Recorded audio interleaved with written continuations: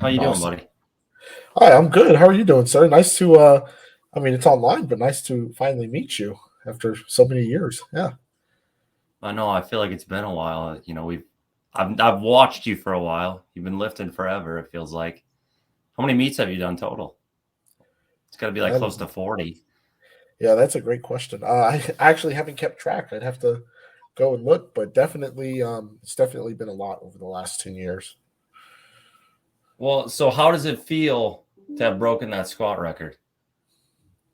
I mean, it's I suppose at this point it's not really necessarily a new feeling, but I will say that with this meet, just because of kind of all the craziness of the last year, it felt really good to do it.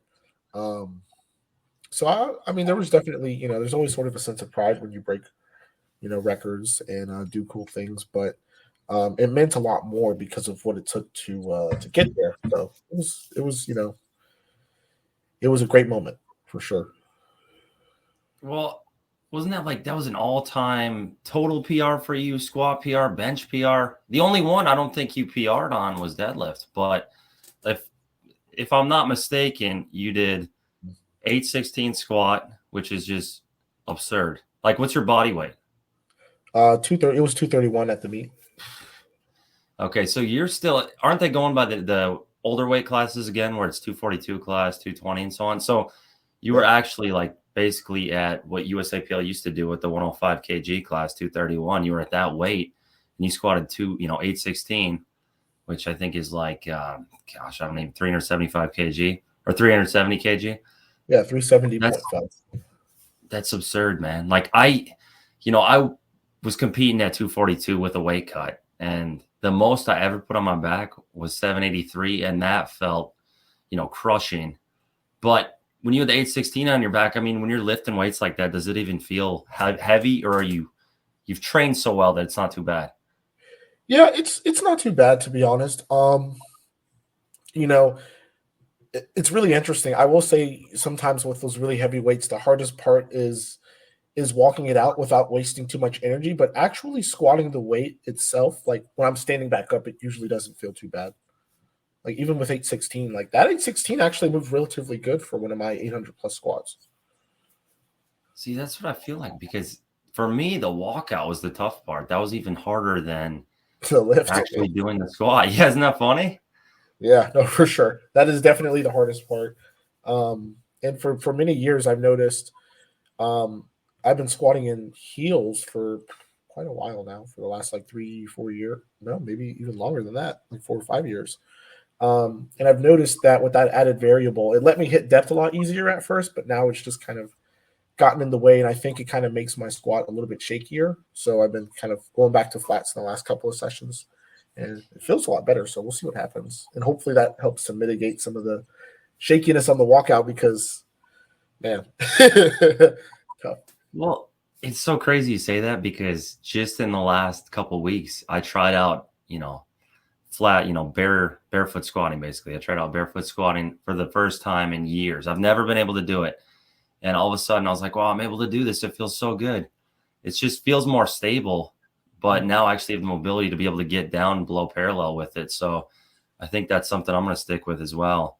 Because obviously the heels help with the ankle flexion and all that, but the added component of the stability with the flats goes a long ways, as you've kind of touched on. Yeah. So No, it's true. I now, mean, even my first session, I'm sorry, just to quickly comment on no, that. you're good.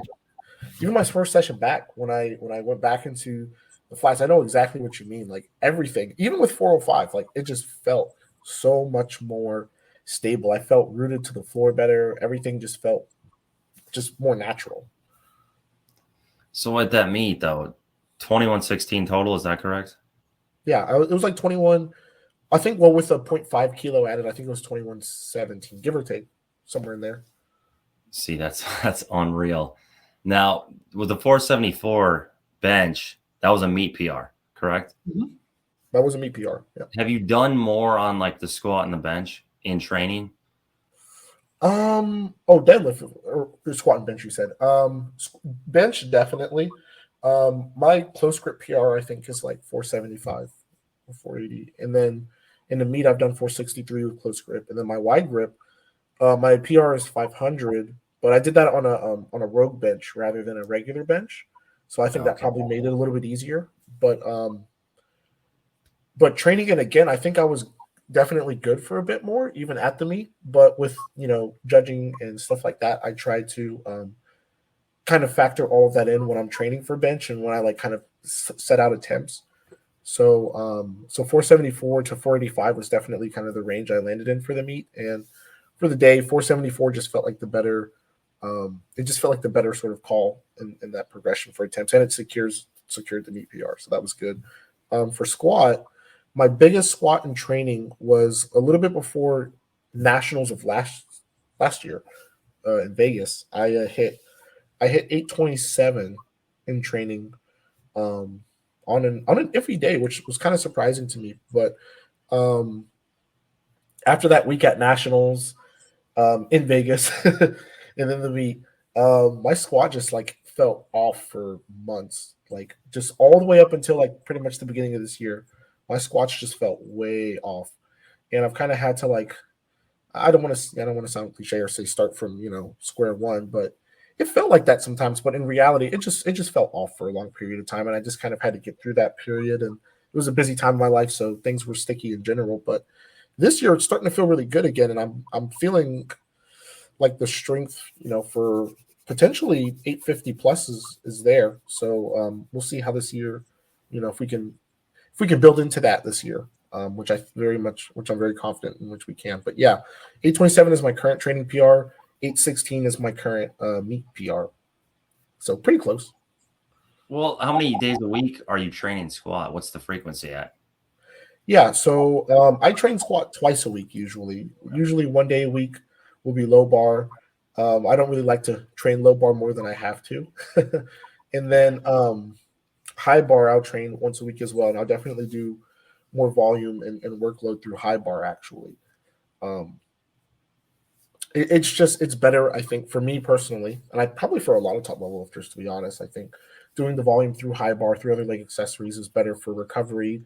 Um, and in order for me to lift the most low bar, it's not even. It's at a point where I don't even really need to lift low bar that often. I just need to be recovered to do the most weight possible on it. So, and as long as I'm pushing volume through other means like high bar and other accessories, then I tend to get stronger on low bar as well.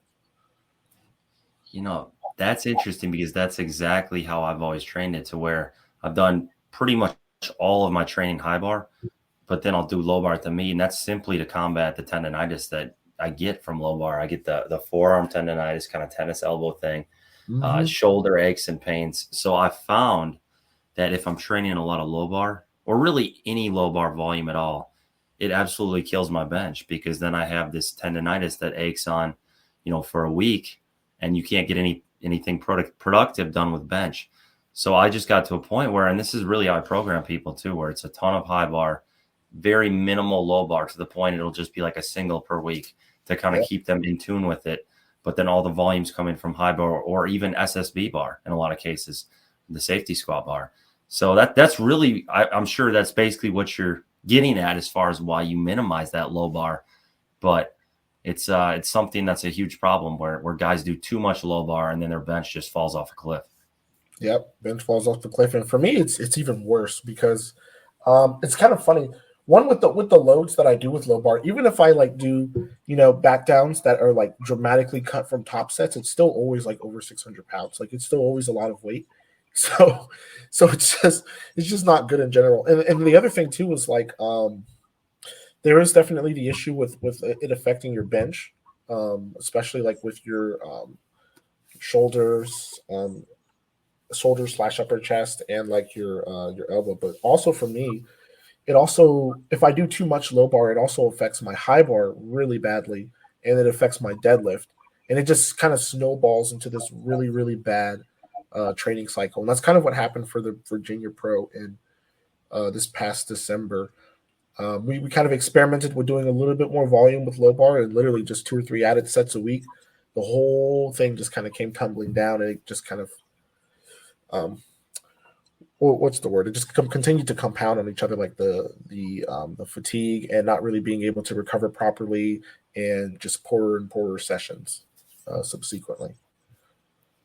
Yeah, I think that's one of the mistakes a lot of people make is they just think you have to train that specific to where you have to do low bar a lot in training, but really the muscle memory will take over to where you are in the meet and you'll be fine, almost having barely done any low bar, if any at all. There were training cycles where I wouldn't do any low bar, but then I'd get to the meet and it would feel completely natural. So I think it's kind of overlooked that you can back off that and focus on high bar and still do really well with low bar, which is what I do with most of my people. And it's similar to the concept. I know you're not big on it, but I use straps all the time on deadlift. And so long as I'm in my training and so long as I'm doing grip work on the side, I can go into a meet and pull hook grip, no problem, because the grip component is still there from the grip training, specifically double overhand static holds. That's really been what I found to be the key. So it's kind of like there's different ways you can get around this kind of problem. Like I don't like dealing with callus tears or worrying about my hands in training. So it's all straps. But then with the grip in there, I'm okay in the meet. So that's just another example. But why don't you – I know I've never seen you pull with straps. Are you not like a big guy as far as straps are concerned? You're not big into those? Oh, no, I don't use them. And the thing for me is it's really interesting. I think that they can be a useful tool in training. Don't get me wrong. And this is the only place I'll probably ever say that. But in my situation, I don't really – like as far as callus go, when I was like learning hook, I've like torn the thumb a couple of times, but I was still able to like complete a rep. But with like my callus, I don't think I've ever like torn my callus on a deadlift and missed a deadlift because of that in like my 13-ish years of lifting. So I'm probably definitely an outlier in that in terms of like skin toughness.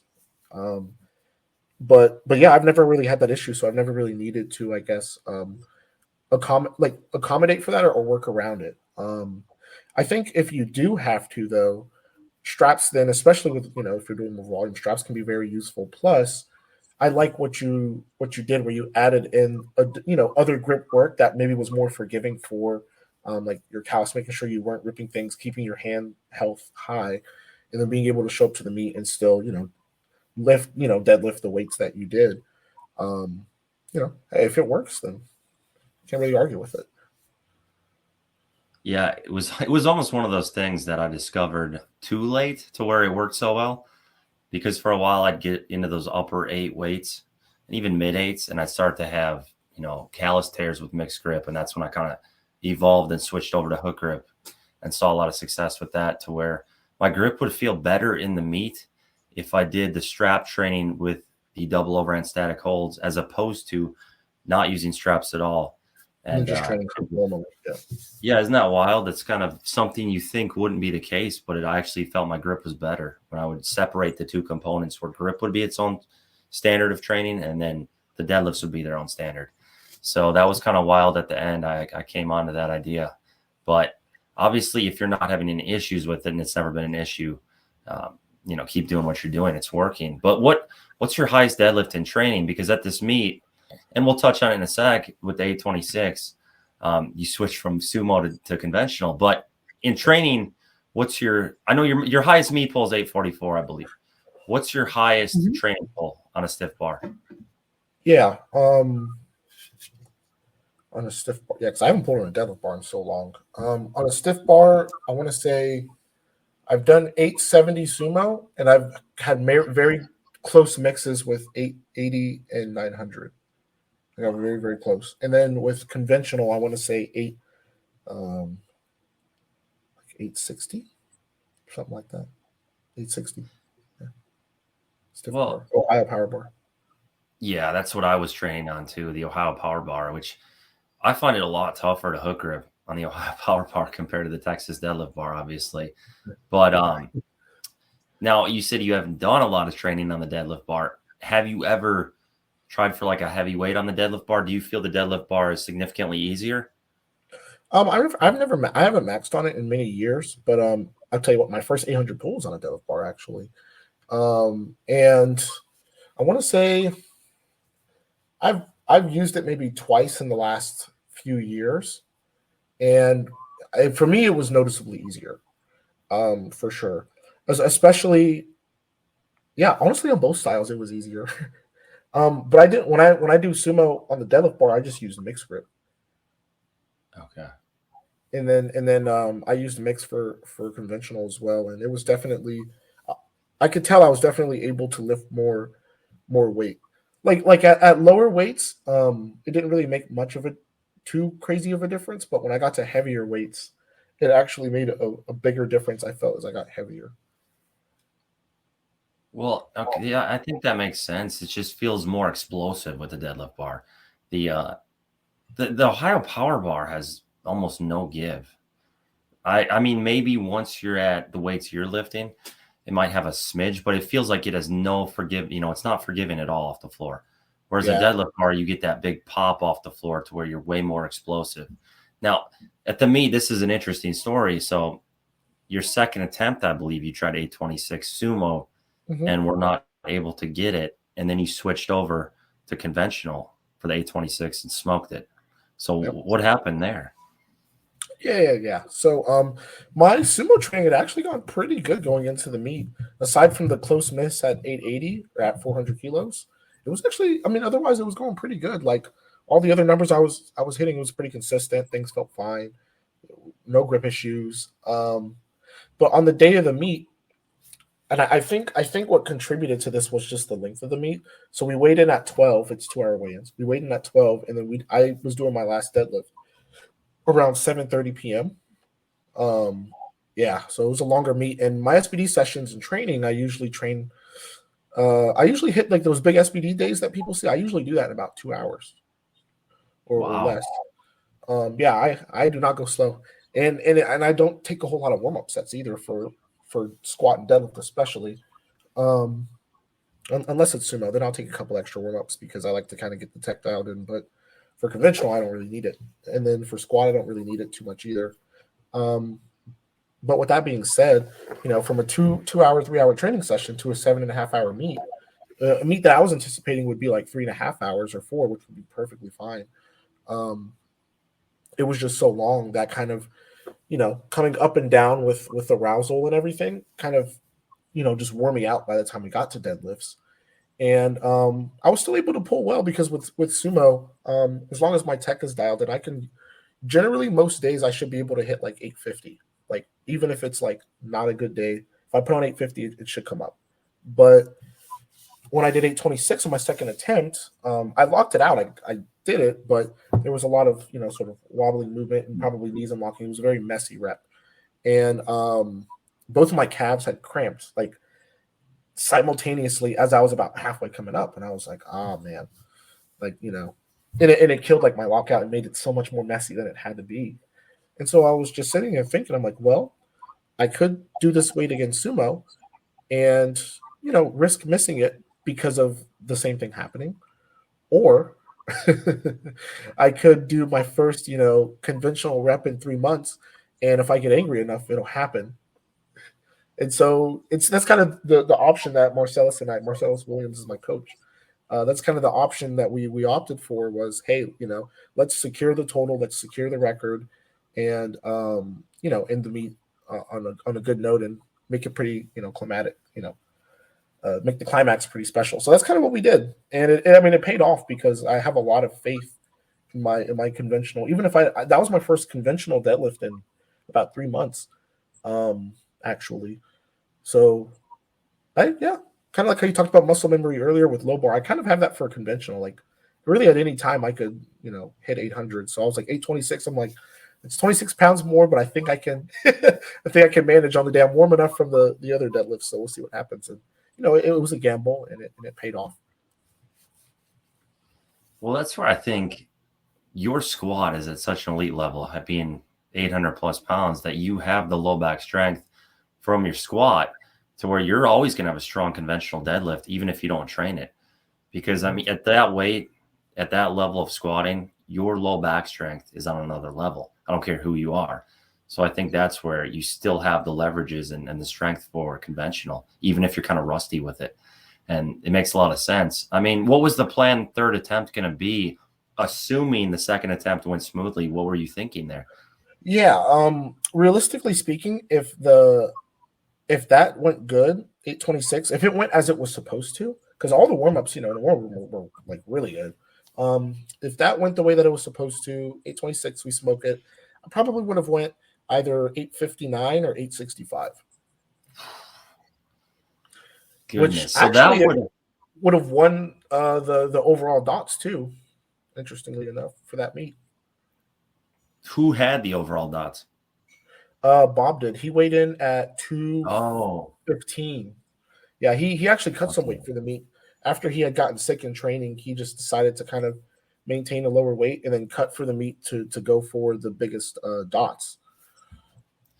So the 859 to 865 deadlift would have put you around 2150, that's wild. That's absurd. Yeah, the original goal for the meet for me, total wise, okay. Well, my number one goal was to, take back the total record in the 110 class, and then and break the squat again. And then the number two goal was to hit between 2150 to 2150 plus. And then my number three goal was to get top 2 or 3 by formula, because I had no idea really how people would stack up with formula. I just knew that if I hit what I needed to hit and broke the record, I would for sure probably get a top 3 formula dots regardless. But without prioritizing the dots, I actually got second with the dots at that meet, which was pretty good. But yeah, that was kind of how my goals were set up for that meet. No, I have to ask because there's obviously a lot of pushback with sumo deadlift, where people are not a huge fan of it. Some folks out there, I've even said things in the past. But what I have too. I think we all have. I mean, if we're trying to settle the debate, as someone who pulls both ways, is sumo easier than conventional? Do you think? Yeah, that's a good question. Honestly, this could also be because I was in a different era of powerlifting. But I remember when I was 17 years old, I was at a meet in Texas, and I hit. And this is going to answer the question, trust me. And I hit a 700-pound raw deadlift back then, conventional. And at the time, no other teenager or kid was doing anything like that. Not 700 at least. The strongest ones would usually get into the 6s. And today, I see some teenagers hitting like 700s, 800s, and they're all sumo. So, part of it is like maybe a different generation of lifter. And then part of it is just like a lot of them aren't really doing it conventional either. So I don't know. And I think another big factor when determining whether sumo is easier or not, I will say on a deadlift bar, sumo is easier for me. Sumo is definitely like easier. Like the carryover I would get for sumo would probably be better than I would get for conventional, right? Like a lot of the craziest deadlifts that I've seen are people who have like, extremely good leverage to deadlift, and it's on a deadlift bar. And then if straps take off like an inch to 2 inches off their ROM as well, that's where I'll start to see, the craziest deadlifts, right? And that's kind of where it kind of becomes like, I think, a cheat code. But in tested powerlifting, honestly, like on a stiff bar, in my opinion, it really depends on your leverages. I think for some people, sumo is probably harder. Some people probably just pull better conventional. I would say for me, it's about probably like 60-40. Like sumo is a little bit easier and a little more forgiving in training, right? When you're lifting heavier weights, I can do it more often sumo because I'll recover better. And conventional is just not as forgiving when you're lifting super heavy. But I would say if I'm fresh and ready to max on both lifts, I would say in my own personal experience, sumo is marginally easier, but it's pretty close. Like it's comparable. And I would say that's on a stiff bar. On a deadlift bar, I would say sumo is definitely easier. It's kind of how I would think of that. Yeah, so I think we share a similar opinion because I feel the same way. If you look at the actual numbers in the database on open powerlifting or wherever, the sumo deadlifts that are done on a power bar, on a stiff bar in drug tested competition are fairly comparable to the conventional pulls. It's when you get to the deadlift bar where you see these huge numbers, these much larger discrepancies. As you said, all the freaks you see being posted, because it feels like, and I know pretty much everyone will agree with this, it seems like every week there's someone posted who we really haven't heard of, who's hitting some ridiculous number on deadlift as a teen or as like a young guy. And it's always the same characteristic as far as the deadlift bar. A lot of times bumper plates or regular plates out to the end. So the actual bar bend is significant. And that's where Yeah. the leverage factor comes in, where you're really milking the sumo leverages. So I think under those circumstances, then yes, sumo is easier. Now, obviously, there's some bias here, as if we were to ask Bob or we were to ask Chance Mitchell or somebody like that, they might disagree. But even for me, I'll say sumo, I never have taken a significant amount of time to learn it. It feels tougher in the sense that I can't get the same speed off the floor. But whether or not that's from not learning it properly, not devoting enough time to it, because it really truly never interested me to try to learn it, to get it down. It's just, even if I could potentially do more, the interest wasn't so much there to really devote a lot of time to it. But I know there's examples out there, and people will say that, where it's like, well, I want to see you try more with sumo, and you got me. I at this point in time couldn't. So I see both sides of the coin, but I think people with the optimal leverages for it definitely get a bigger boost on it. I think the numbers on deadlift overall would be far less. And you can even go back a few years to when sumo was not as much of a thing, kind of when I was in my era of lifting. There was much less sumo pullers, and the numbers were quite a bit lower. It was all conventional. If you saw someone do sumo, that was rare. And I think the person who kind of ushered in the sumo phase of powerlifting, because it's much more prevalent now, was Kaylor Woolham. I felt like he was the guy who kind of brought that to the forefront, started obliterating the American records, and then it got really popular. Obviously, Jamal came along, and that's where we're at now. Yeah. So I pretty much agree with that. And Yuri Belkin, I remember back in the day, they would do it a lot. That kind of made it. That's really when, I would agree with that, because even when I was lifting way back then, like before that, I really didn't see a lot of people doing it. Like you would see it sometimes in tested lifting, especially if it was equipped. But outside of that, like just raw lifting and competing, like no, there wasn't a lot of dudes doing that. And it would be interesting to see like a future where, if there were no sumo, just kind of what the records and numbers would look like, because and just the weights that people would lift, from meet to meet and stuff, because I don't think there would be like as many 700-800 plus. There wouldn't. And the number one way that I can tell, that it's a leverage thing for some of the kids, aside from how they're built, like aside from the obvious, is I look at their other two lifts. I look at their squat and their bench. Like if they're deadlifting 800, but they're squatting, mid 500s or less, they're benching like 300 or less, then I know, okay, like it's probably much more a leverage thing than it is like them just being brutishly strong. Because, I've seen guys that deadlift 700, 800, that even 800 a couple of times, that don't look very.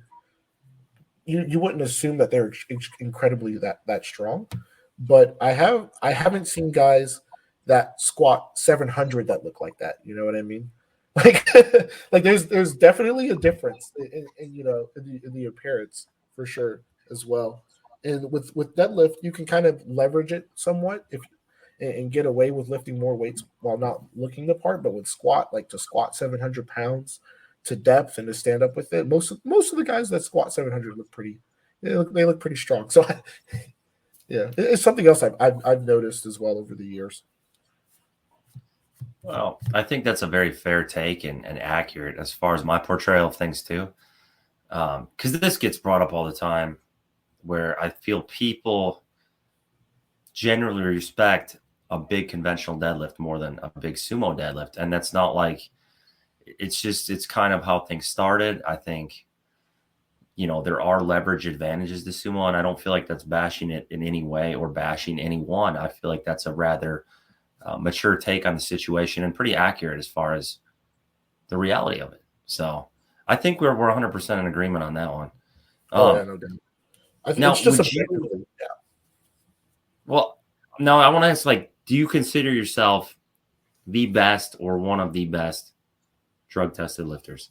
Or who would you consider the best drug tested lifter if it's not yourself? Yeah, I would include a couple of names, right? I think when people talk about Ray Williams, right, there's definitely there's the factor that he was kind of the first in tested powerlifting, at least for many years, to do kind of a lot of the things he did. So he was kind of a forerunner in that sense. And, I would say he's definitely in the running for a title like that. Taylor Atwood, obviously, I think would be in the running for that kind of title. I would also say a guy that people don't talk as much about these days, Dennis Cornelius. He was a heavy hitter. I mean, could hang with back then even could hang with untested, tested, deadlift bar, no deadlift bar, squat bar, stiff bar, and he could hang anywhere and would perform, very well and hit some huge numbers and did it for many, many years too. And I really hope we get to see him compete a couple more times, on a bigger stage too. But I know that sometimes, life changes, priorities change. But well, I mean, we'll see if he, is able to. But I would say he's definitely in that running too for sure. And I think his record, even like his total record at 275, was never really surpassed by anyone or broken until just this past weekend with Rondell, and getting over 1,000 kilos in the total, which God willing, that is the next target. And just incredibly impressive lifter, especially for the time in tested lifting, because I would say that when I first got into tested lifting, and then that many years ago, like the numbers were just not nearly what they are now, and there just wasn't enough opportunity during the time for people on sort of the extreme ends of the bell curve to sort of show their face, but now it's kind of, I think, starting to happen more. So yeah, Ray Williams, Dennis Cornelius, Taylor Atwood. I would say after competing for 10 years and doing some of the things I did, especially very young, I know when I won Open Nationals, I think I was the youngest to ever do it. I mean, I would say my name probably belongs somewhere up there, but I want to accomplish a few more things before I can, try to definitively snag a title like that. That's a tall order. It's a big ask. Yeah, I mean, you're definitely up there. And I thought the mention of Dennis Cornelius was interesting because he was more during my era, back when I was kind of in my prime. So I think that era a lot of times gets more forgotten because it was almost pre-Instagram. And now, Dennis Cornelius wasn't in that prime Instagram era, whereas now the Jamal Browners, the John Hacks, the Bob Matthews, Russell, these guys all are blowing up and they're very well known because of that. So I feel like that era almost gets kind of forgotten. Even Dan Green, and Brandon. Yeah. I mean, in the untested side of things, Dan Green and Brandon Lilly at the time were the best guys. And I feel like they're somewhat overlooked now or forgotten, especially Brandon Lilly. He's been out of the sport for a while and people have kind of forgotten about him, but both incredible lifters. So I think it was just that pre-Instagram era before social media really exploded. That's why Dennis Cornelius may not get his due, but I remember the guy was a freak. And as you said, he was well-rounded. Like every lift was up there, elite level. So that's a good one. Now, everybody kind of at that top level in the IPF and USAPL, Powerlifting America, whatever, all have pretty good genetics. Like, what do you think sets you apart that puts you in that top 0.0001%? What do you think separates you? Yeah. I think there's a couple of things there. One of the things is I started a lot younger, right? So I started competing. So I started like lifting weights when I was actually in martial arts. I was like 13 years old. And then I started competing when I had just turned 16. And I'm 20. I just turned 26 last month. I'm 26 now, and I've already been competing for 10 years, and I'm still 26. Theoretically, given that things go well, like if I truly wanted to, I could probably stay in for another 10 years and just kind of continue to, be like this heavy hitter. I mean, that's not necessarily my ambition, but I could theoretically do something like that. So I have the major advantage of time and starting early. That's one thing, right? So it's a practical thing. The second thing is mindset. When you've done like a lot of difficult or hard things in your life, and you've sort of challenged yourself in many ways and have gone through a lot of adversity, like being able to compete in powerlifting is like it's still definitely really tough at a top level, and it's hard, but it's like. But you can manage it so much better. You can sort of bounce back so much better, like from missed lifts or from bad meets, and your mindset towards the whole thing is just kind of different.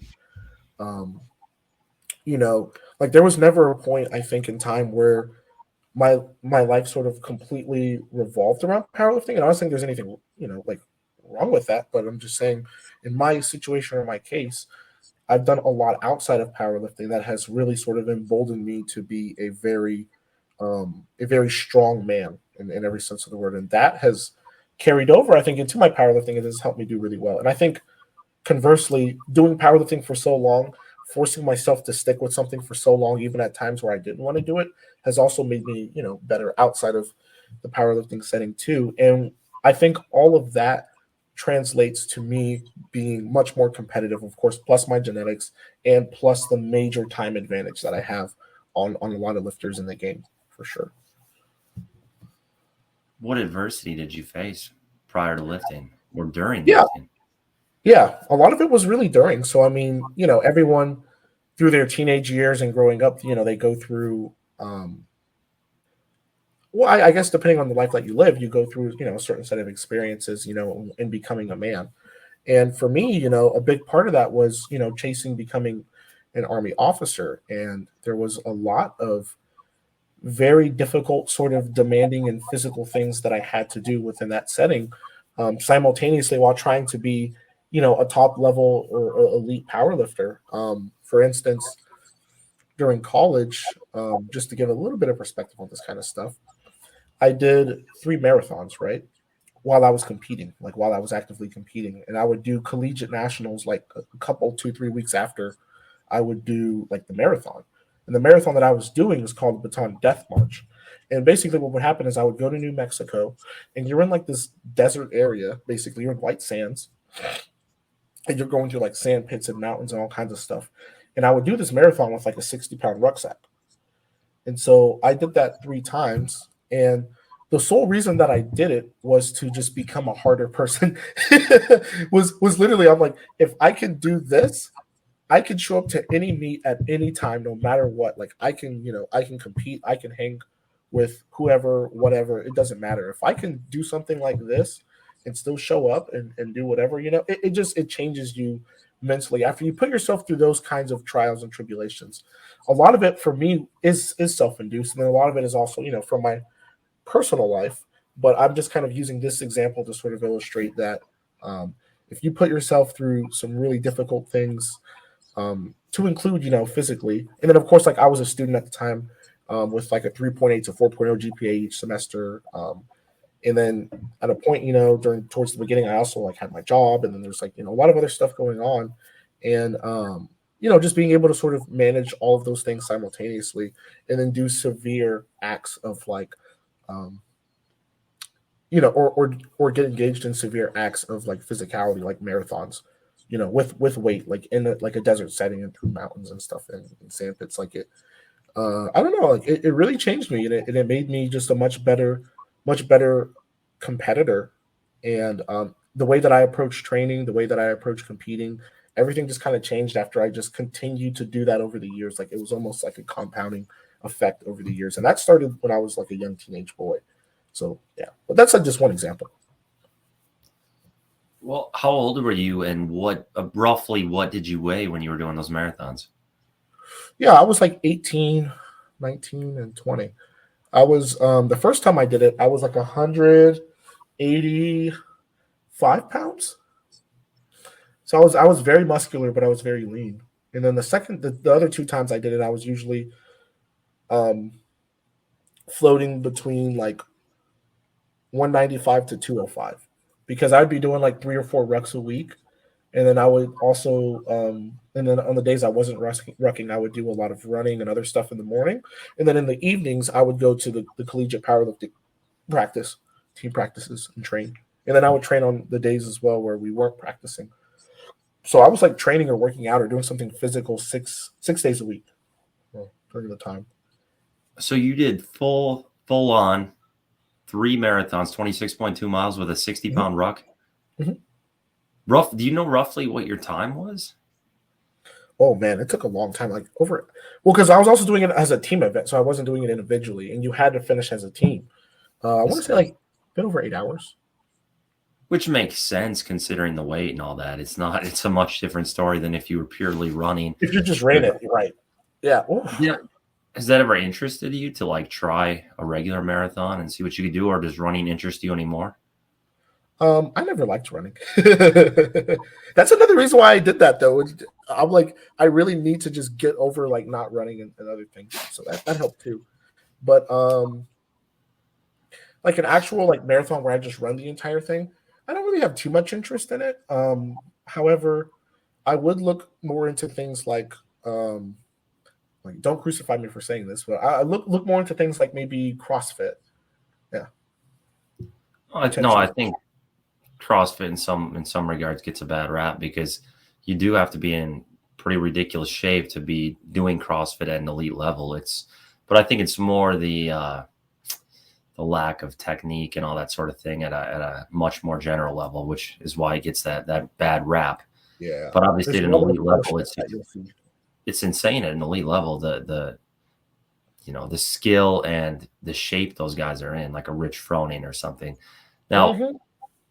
as a kid or growing up, high school and all that, did were you popular? Did you have a lot of friends? Were you more of a loner?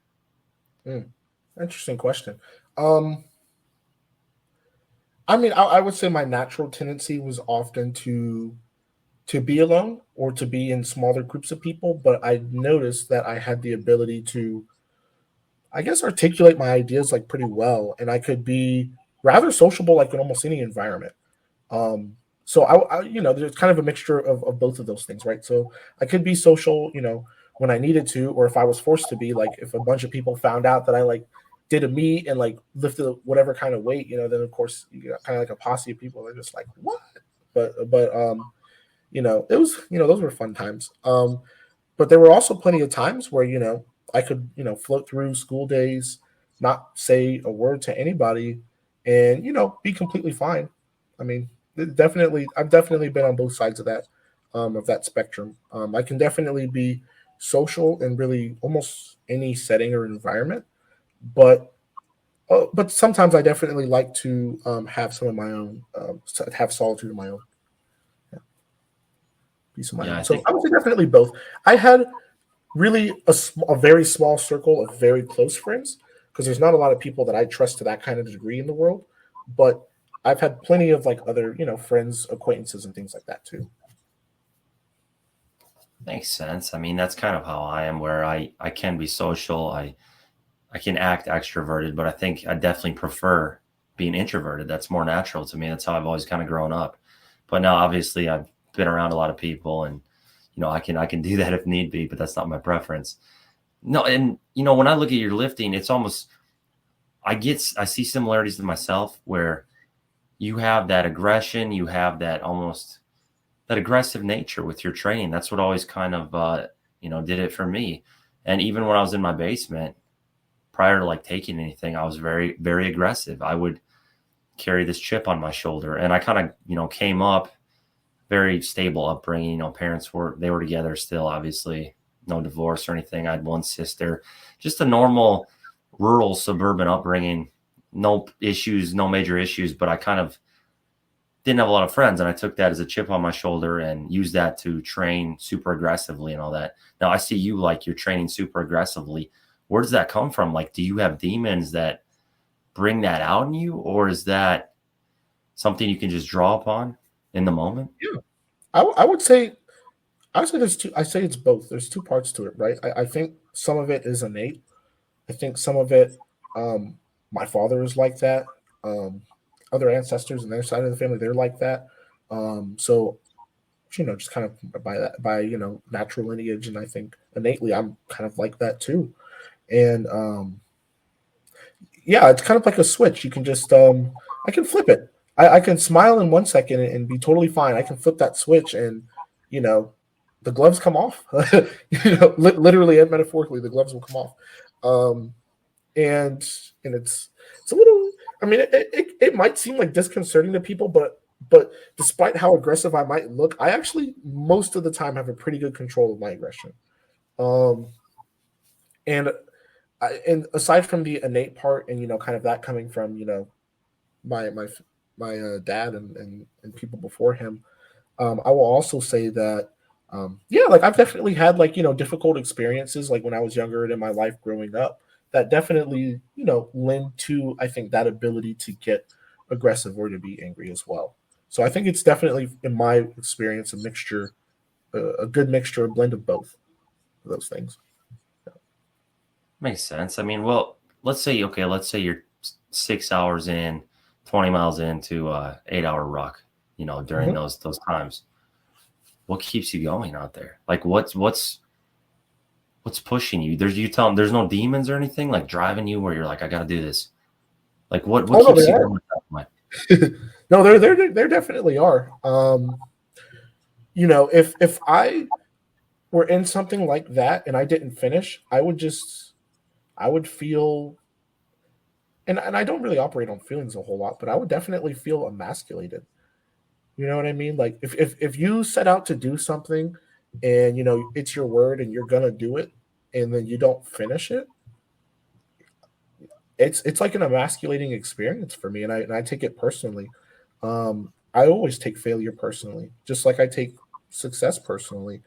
Um, and failure is a hell of a motivator. And even in competing, when you lose to somebody else and you have to stand on a podium next to them or to whoever, and you're in front of a crowd of people and you're beneath them. To me, that's also emasculating, and I take that personally too. And I'm just, thinking in my head, I'm like, fuck this guy, I can take this guy. What am I doing?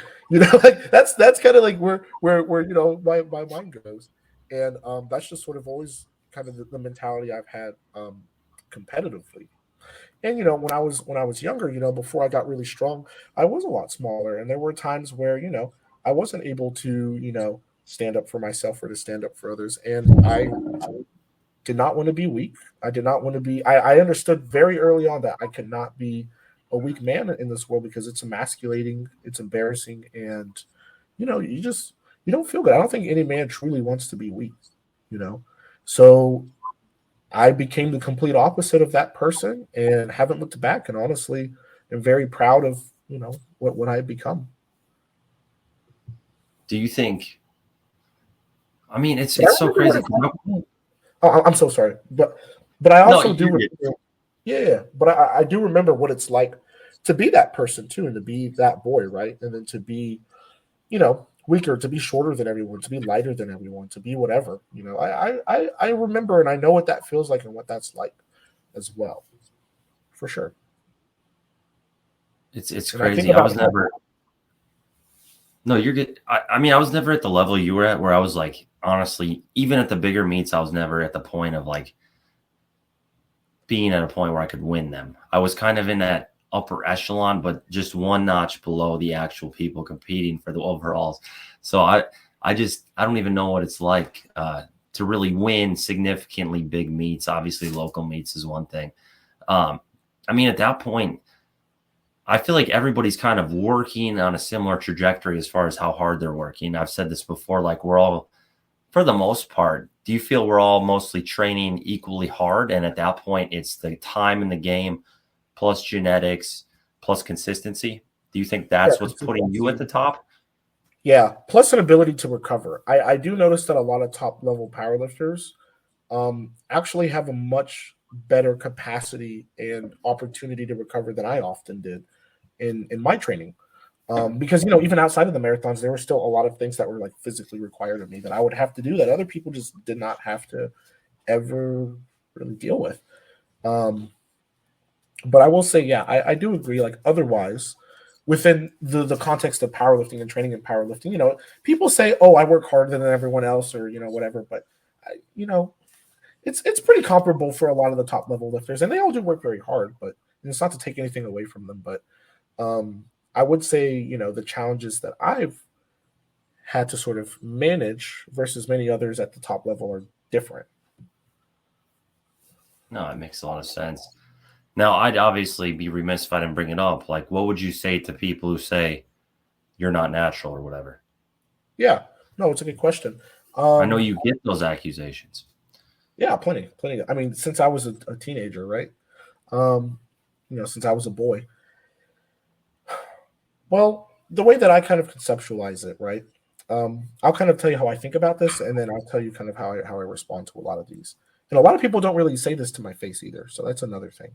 I'm not sure if they're like intimidated to talk about it, with me or whatever, but they won't come up to me and say it, but they'll say, online or like through like an app or something, faceless people saying things, right? But but I think people honestly should be able to approach me and talk to about it because it's something I don't mind talking about.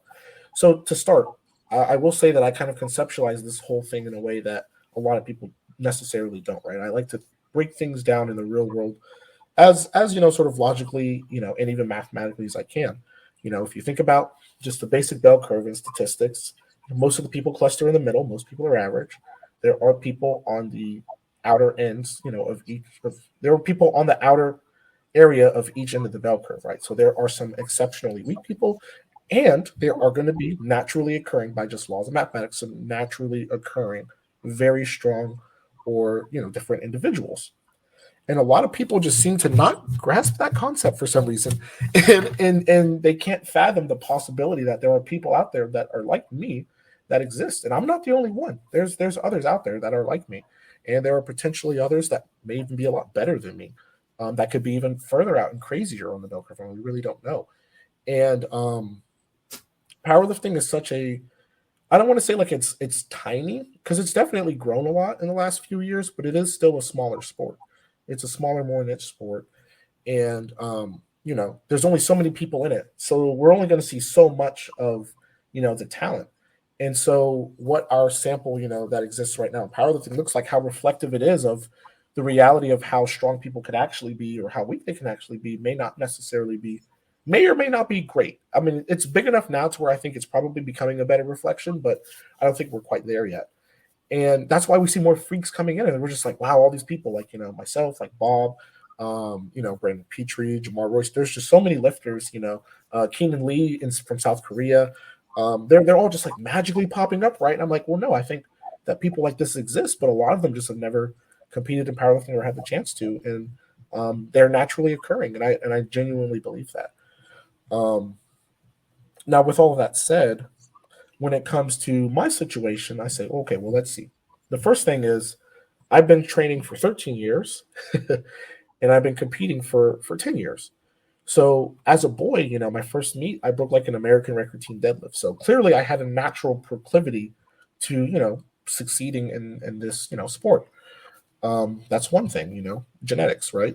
We can't really deny or ignore genetics. Underpins everything. Number two, as I mentioned before, the years of training. I've been doing this for a very long time. A lot of people don't necessarily get to see the extent of their, sort of raw natural power because they don't train long enough, or they don't pursue it long enough. There's a lot of people that they could train for 6 years or 5 years and then they just stop, and they're like a couple years short of a breakthrough year where they get a lot better. Like lifters, like for instance Jamar Royster. He weighs sub 200 pounds, like 190, 5, 6 pounds. Recently put up an 800-pound squat in training, and he's a tested lifter, and he's just over 30 years old. And for the longest time was like stuck at this like sub 700 range, and then training takes off in like a year, 2 year time period. A similar thing happened for me. A similar thing happened for Bob. And this was like us being years into lifting and training. So what I'm trying to say is, you could have a breakthrough year even if you've been training for a long time. You never really know. It does happen to people. And then three, aside from the things all the things I've already mentioned, let's go another direction. I haven't even brought up the drug tests yet, but what I will say is I never had an interest in using performance enhancing drugs, right? And that's not a knock to anyone who does. I think people, some people have their reasons. They have competitive aspirations. They want to truly maximize, human potential and through whatever means necessary. And, I'm not one to judge that, especially if they weigh the risks and pros and cons of their decisions. But I will say in my case, it's never been worth it. Number one, some of the substances, it's technically, federal crime. And I'm in the military and I'm an officer. So I'm like, I'm not saying that all these people, the criminals are bad people. That's not what I'm saying at all. And I don't want anyone to misconstrue that. But but in my position, in my scenario, it wouldn't really be appropriate or logical to do that. And that's not to say that there aren't people in the military that do, but I won't. I won't risk my career or something like that, right? So that's one. Number two is based off of my understanding of how performance enhancing drugs work, which I admit is like not amazing. It's limited, but from what I do understand, it's just not really an enticing option for me. I truly believe that I have everything naturally that I need to break all the goals that I want and to succeed in powerlifting. And when it comes to performance enhancing drug use, there's just certain inherent risks, right? Like I see in the past couple of years a lot of and these are extreme examples, of course, but a lot of bodybuilders in their 30s to 50s dying of heart failure. And I'm like, this isn't obviously going to be characteristic of everyone who jumps onto performance enhancing drugs. They were certainly probably using certain dosages and of course manipulating their body weight to extremes. But there's some people in powerlifting that kind of do a similar thing, and I'm not really sure if it's healthy. And what are those people going to look like in 20 years from now? What are they going to look like in 30 years? I mean, if you've seen Ronnie Coleman lately, then you see where I'm going with that. And it just looks like a decision that if I had done something like that, I mean, I wouldn't cheat. I would just compete untested, like permanently. But I know deep down that a part of me would regret doing that. So I just simply chose never to go down that path or route because it's just not for me. And that's not to say it isn't for some other people or individuals, but there's a lot of health risks there. There's, of course, the risk of, well, not necessarily the risk, but I mean, once you also use these kinds of substances, once you come off of them, then it can be very difficult to attain sort of a certain level of baseline testosterone levels. I know that with most people who use performance-enhancing drugs, it usually drops to less than what their natural baseline was before they were using the drugs. So they have to usually supplement that with like test or something. And I'm pro freedom, pro make your decisions and live and die by your decisions. But it's just not a decision that I would make for myself in my situation, and I know I would regret it. So all of those things together, and then of course, like I've been, drug tested randomly in the military and, in powerlifting, out of meets, by surprise and everywhere. And, people can argue the validity of drug tests or whatever, but there are definitely people who have failed those drug tests, and I haven't failed any of them. And I'm not really trying to skirt by anything, or I'm not trying to cheat over other people in tested powerlifting that have been natural their whole lives that don't use drugs. It's just not really sort of my character or what I do or represent. I wouldn't represent myself in such a way, but yeah. So all those things together. Yeah, I think I try to be more objective about it now, because I used to look at someone who's just like really strong and I'm like, oh, there's no way they're natural. And then I realized, like with John Hack he's a buddy of mine. I've known him for 10 years, if not longer. And when he was kind of winning IPF Worlds, I was like, there's no way this guy's natural. Like, no chance. And then he actually got on the stuff, and I was like, oh, shoot, he maybe was. And, obviously I think he was now. So that was an example. And then even like we used the example, no one thought Jesse Norris was. And then you see his numbers now being destroyed. So I try to take a more objective standpoint, because I think it's easy to box yourself into that mindset where just because someone's better than you, you're like, okay, they're not on anything, or they're on something, I mean. And it's kind of a cop-out in some regards, but I also realize there is a lot of distrust in the industry and a lot of, deception and all this kind of stuff. So I see it from both sides of the coin. Yeah, it's very true. But I try to be as objective about it as possible. And like, why do you think? I mean, I feel like in tested lifting, there's a lack of like, there's no interest in blood work, that sort of thing. Why is that the case? It just seems like it's not. I feel like if I was in your guys' position, I'd want to be like, here's my blood work, or here, I'd want to see what my test levels are at to optimize my hormones, even from a natural standpoint. With like, okay, if my test isn't great, I could try Tonkat Ali, Fedoja Agrestis, all these WADA approved supplements to even enhance it more. But I feel like just in general with tested lifting, it's almost unheard of for anyone to do blood work or anything like that as far as optimization. Why do you think that's the case? I think it's definitely a valid point. If blood tests like were required testing powerlifting, then what the hell? I would totally be open to that.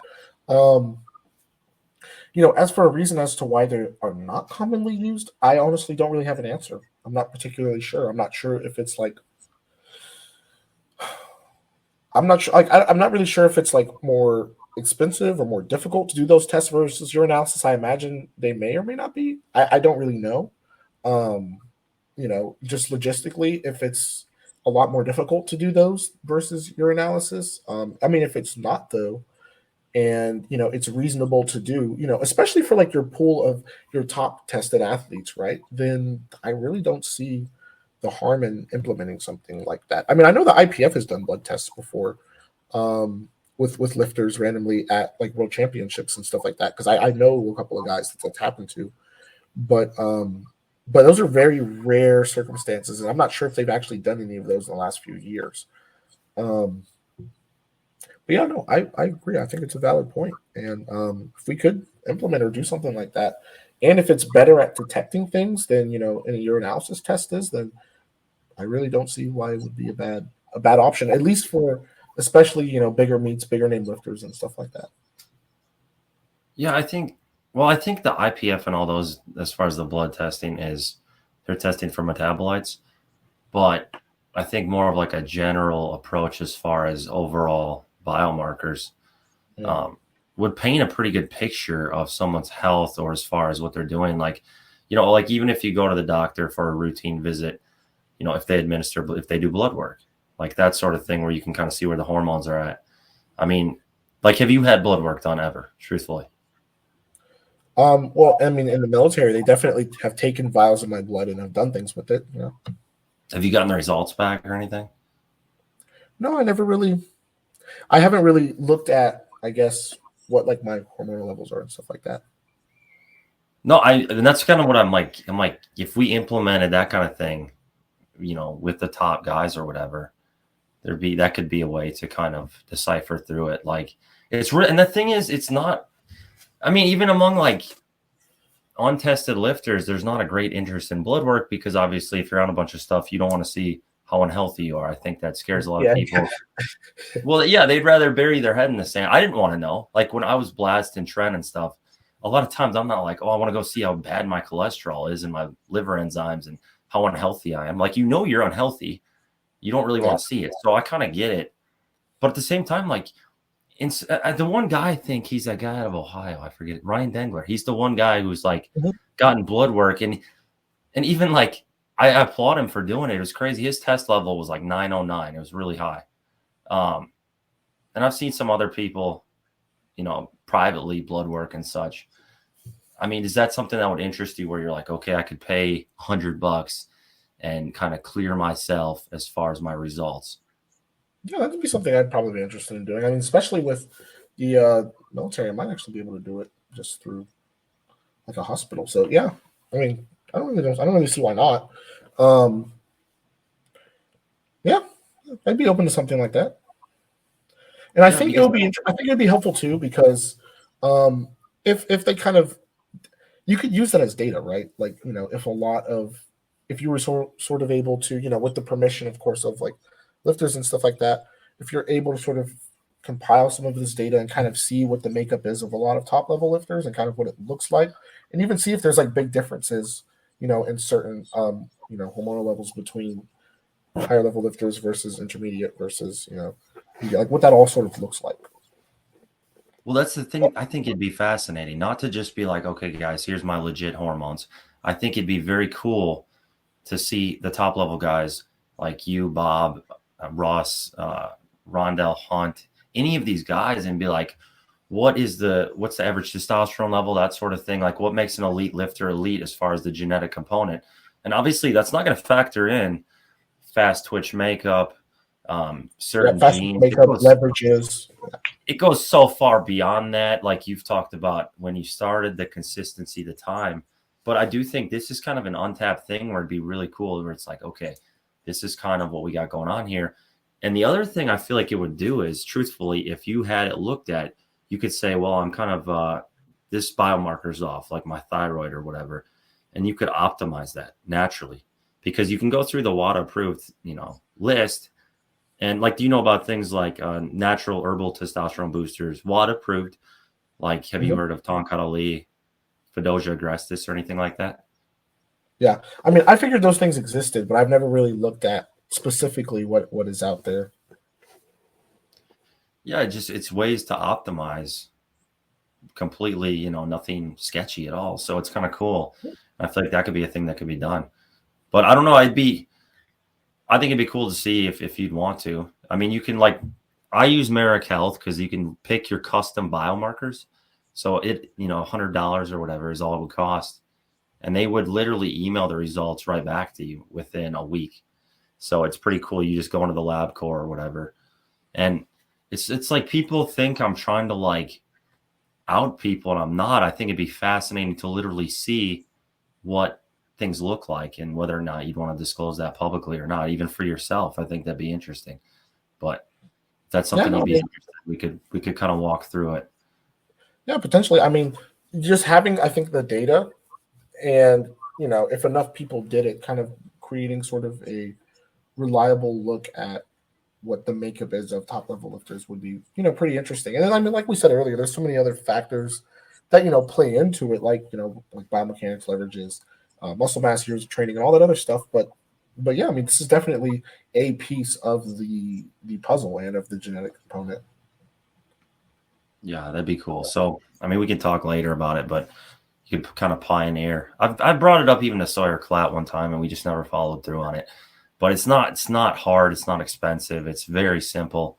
And if you've really never checked your hormones, even from a health standpoint, you'll be better able to see if there's anything a little off that you could better, prioritize and make. That you could optimize, right? The best form of health intervention is prevention. So. Yeah, I mean, the basics, we check, obviously testosterone, but estradiol. You can see your luteinizing hormone production, follicle stimulating hormone, which those are the precursors to testosterone and sperm production. You can see CBC is going to show your red blood count, your immune system function, that sort of thing. CMP, kidney function, you're going to see your kidney health, your liver health. C-reactive protein, inflammation marker. It'll show the general systemic inflammation in your body. So there's all these thyroid, TSH. There's all sorts of different cool things that, if I were suggesting to a person for their first time, I'd be like, get these checked, the general basics. And then you can obviously, specialize more later on with lipoprotein little a to check heart attack risk and stuff like that. But I don't know. It'd be cool. I feel like. Yeah. Send me some more info on that later. Yeah, send me some more info. Some like message or DM me some more info on that later. You're kind of, I mean, it's kind of winning me over. I mean, I might be able to do it for free through the Army. I'm going to see, but yeah. The cool thing about this is a lot of times if you go to a doctor or whatever, they'll be like, they won't order all the tests you want. And this way you can pick the specific tests you want and just get them back in your own inbox for less, $100 or less. It's not bad. I mean, obviously you can be more expensive than that. But I've had a million of these things done now. It's just like clockwork. Now, do you take any natural supplements? I would say most of the time, not really. At most, I'll use pre-workout, maybe a mass gainer, right? But let me think. What else? Like creatine monohydrate. Glutamate, just things like that. Really, I mean, not pretty much. That's pretty much it. Those kinds of things, yeah. Just basic stuff. You don't do vitamin D or anything like that? Oh no, I don't really take any. No, I don't actually actively take any vitamins right now. Did you take creatine going into the Arnold? Yeah. Mm-hmm. Okay. See, creatine is amazing. Honestly, it's like the best natural strength. Probably the best natural, yeah. Yeah, that's the gold standard. It works. It works. But, dude, you got to get on vitamin D. See, this is what I'm talking. We could check your vitamin D level and be like, okay, you're at 25. Holy crap, Ashton. We got to get you up to 70. And then you'll perform even better. And then obviously, like the two basic supplements, I'm like everyone should take year round, no matter who you are. Vitamin D3, 5,000 IUs. You could go 10,000 IUs. I metabolize it extremely well. So if I take 10,000, my level is like above the normal range. It's off the charts. So 5,000 for most folks every day, standard. That's going to support hormone function across the board, the whole body, immune function. It's the essential one, and it costs nothing. You could get over a year's supply of vitamin D, 500 pills for $15 on Amazon. So it's like that one I would do 100% if I were you, year round. The other one I would do vitamin K2. So I go Life Extension brand because it's K1 and K2, but vitamin K helps you metabolize the vitamin D and helps prevent calcium buildup in the arteries. So you don't want your arteries to obviously start calcifying because that's going to lead to clots and heart attacks. So vitamin K2 is something we would take year round as well. But those are the two supplements, even for you, any athlete, if I was talking to anybody, I'd say those are the two I would take year round. Because I bet if we checked your vitamin D levels, they'd be trash. You'd probably have a 25, 30 vitamin D level, which we could get that to 70, and you're going to be healthier, perform better, all that sort of thing. So that's just one example. Those are the two essentials. Beyond that, there's a lot of things. I'll go through periods where I don't take anything. Sometimes I'll throw something else in. But it's just very cool to kind of optimize that health. Like, when was the last time you checked your blood pressure? A while ago. Yeah, probably the last time I was at the hospital.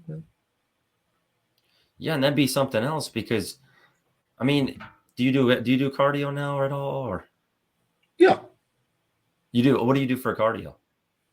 I usually do the rower and running. Okay, so you still run. What does your running look like? Well, it depends. If I'm closer to a meet prep, I do a lot less running and more rowing. But now that I've kind of finished this meet and the nationals is in like 6 months, and I may or may not do a meet in between now and then, but if I do, it won't be like a big one. It'd be like for fun or to travel or something. So usually I'll probably run like anywhere between 3 to 5 days a week. And usually half of the workouts are more like speed based, and then half of them are usually more distance based. How long are you running relatively? Is it outside or on the treadmill or? Yeah, it'll be it depends. Like right now it would be on a treadmill usually, like on speed days, for instance, if you do 8 rounds of like a quarter mile as fast as you can, or like not as fast as you can, but like 90%, 85 to 90%. And then on distance days, you do anywhere between like 2 to 5 miles and you build up to that. But after the Arnold, it's going to be tough. I'm going to have to build back up to that. Yeah. I mean, the only reason I mentioned cardio is because cardio really is the number one way to bring down blood pressure. Because the problem is, even if you get, like, you can be completely natural, guys, and if you're heavier, your blood pressure is going to go up just from being heavier. Just from being bigger. Yeah, as you get bigger muscle mass or body fat, your blood pressure goes up. So the number one way to bring that down, cardio. And obviously you could take ARBs, which are blood pressure medication, but I think you should obviously go the route of cardio first and then see if you need an ARB after that. But it's all this sort of stuff to like, I didn't care about it either. When I was like in my prime of lifting, I didn't care at all about any of this. And now that I'm kind of past that point, I think this is like fascinating. The optimization, the health aspect of it. So, if I was in your shoes, I probably wouldn't care either at that point. But I think it could really be almost a performance advantage at some point if you're optimizing your body through the natural means and someone else isn't. That could be another thing that gives you that 2% boost. Yeah, that edge. Else. No, that's what I'm saying. True. So I find it fascinating. It's like any component of training, whereas recovery, sleep, the amount of sleep you get, that could be a leg up if you're optimizing that. As far as the circadian rhythm, going to bed, at a reasonable time every night, all that sort of thing. But diet, same thing. Like how about diet for you? What does that kind of look like? I primarily eat a lot of meat, rice, noodles, vegetables, pretty much every day. Yeah. And then I drink like mostly water, tea. I don't really drink soda. Juice. Yeah. Okay, pretty much. You eat pretty clean. Yep. I eat pretty clean. Yeah. I don't like fast food very much. I don't like to eat. I love sweets, but I don't eat them often at all. Um, got got pretty good discipline, so I don't eat a whole bunch of sweets. Maybe like once a week or every 2 weeks, I'll have like like a nice dessert. But most of the time, it's meat, vegetables, rice, bread or tortillas or things like that. Yeah. Yeah, I mean, during my prime or whatever, and during all the years competing, I was eating whatever. It was a free for all. It was cake and pie and whatever, whatever I wanted. Pizzas, wasn't strict at all. But I don't think that inhibited my strength gains to that much of an extent. I almost felt like I tested the waters at certain times with a clean diet, high protein, and the strength gain was not significantly more than if I just simply got enough calories in, even through dirty foods. Now, in the last couple of weeks, I've cleaned things up. I wasn't eating that poorly recently, but I still would partake in things. And in the last week or two, I've really cleaned it up. I'm trying to kind of drop a little weight to get that blood pressure in a better range, even though I'm doing cardio 5 days a week, be healthier. Because, you get to your 30s, I know you're still young. And I was the same way, 20s, why would I worry about this stuff? But in my 30s now, I'm like, I want to live a while. I want to get a little healthier, trim down, do my cardio on a more consistent basis, which props to you, you're already doing. And so I've really started taking it more seriously. It's a big interest of mine now, just like training was the whole thing. No, I honestly, I hear you, man. Like, once I'm done, like with competitive powerlifting, I don't intend to be 230, 240, 250 pounds. I want to go back down. I want to be like, like 205, 210 and like feel amazing. Exactly. Yeah. No, I'm on the same page. That's what I'm trying to do. I don't think it's because, guys, at the end of the day, the heavier you are, in most instances, you're not going to live as long as someone who's lighter. That's the facts. I don't care muscle or fat. So being a monster forever is not the optimal way. You can still be muscular and ripped at lighter weights. Yeah. Yeah, you're just not going to be huge, and you're not going to look as good in clothes. That's the bad thing. That's the hard thing to deal with, Ashton. Like, in clothes, if you get to where you're healthier and leaner, you just don't look impressive. Like, you look like, yeah, you kind of work out, but you don't look impressive. So that's the tough part. Because for me, like, I was a monster for a while. I was huge. And now it's like, yeah, I look like I lift a little, but not too much. So, but I'm okay with that. I'm at peace with that. I'm in my 30s. It's fine now. It's not a big deal. Now, as long as you're healthy, your quality of life is better. And, Yes, sir. Yeah, that's exactly it. And, life pivots a lot of times. That's how it is. Now, we're about almost an hour and a half here. One last question for you. Now, if you could give one piece of advice to, your younger self, what would it be? Maybe lifting related or not even lifting related? Oh, yeah. These questions are always so interesting. And I don't want to be like the Debbie Downer, but I almost always have the same answer to this question. I wouldn't tell myself anything. Well, let me explain why. I wouldn't try to, alter or change anything that was my journey to get to this point. And I think all of what happened needed to happen as it did for me to be here and to be where I'm at.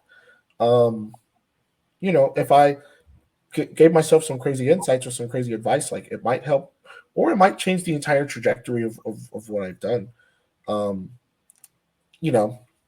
I honestly really sort of appreciate the journey that I've had to get here, and I appreciate sort of all the things, even the hard things that that I did or went through to get here. And I honestly don't think I would change any of it. If I went back, I would just say, dude, you're gonna do some cool shit. Just stick with it. Don't give up. And you have an analytical mind. You like to think things through, but also trust your instincts. And that's really it. Pat him on the back. You're doing good. Keep working hard. Yeah, that's fair. I think for me, if I were to answer the same question, like what advice would I give to my younger self, I'd say you're never truly going to figure it out. You're never going to figure life out.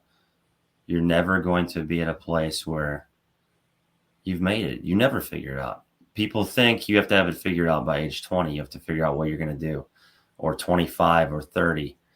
And the answer really is that nobody ever figures it out.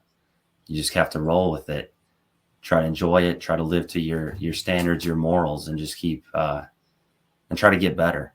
So you're never going to figure it out, but just keep trying to get better. Keep trying to be a better person. Keep trying to, go after difficult tasks that push you, just like you with your lifting. It drives you. It makes you a better person, similar to how the ruck runs did. So, keep pushing your comfort zone, but you're never going to figure it out. And that's okay. That's okay. No one figures it out. Everyone gives the perception that we need to figure it out and that they have it figured out, but no one truly does. That's the reality of it. Yeah, and I'm 31 now, about to be 32. Yeah. So no one's got all the answers, my friend. Yeah. What is that? No one's got all the answers, my friend. Yeah, and I mean, you'll get to good points in life and bad points, but you're never going to figure it out. So maybe the only other thing I tell myself is be like, don't take anabolics till you're 25. Just wait a little longer. But overall, I think those would be the main points. Fair. But yeah, thank you for coming on, brother. We'll be in touch. And yeah, I appreciate you being on here, man. No, thanks for having me, man. Honestly, many years ago, I did, watch a lot of your lifting, and I saw you train with the two, the dryer and the washer behind you. I saw, all of that when I was very, very young getting into lifting. So I just wanted to say thank you for being a part of all of this as well. Yes, sir. Yeah, you're a great lifter. You're a great person. I'm rooting for you, man, for real. We'll be in touch though. Okay. Absolutely. All right, buddy. Let me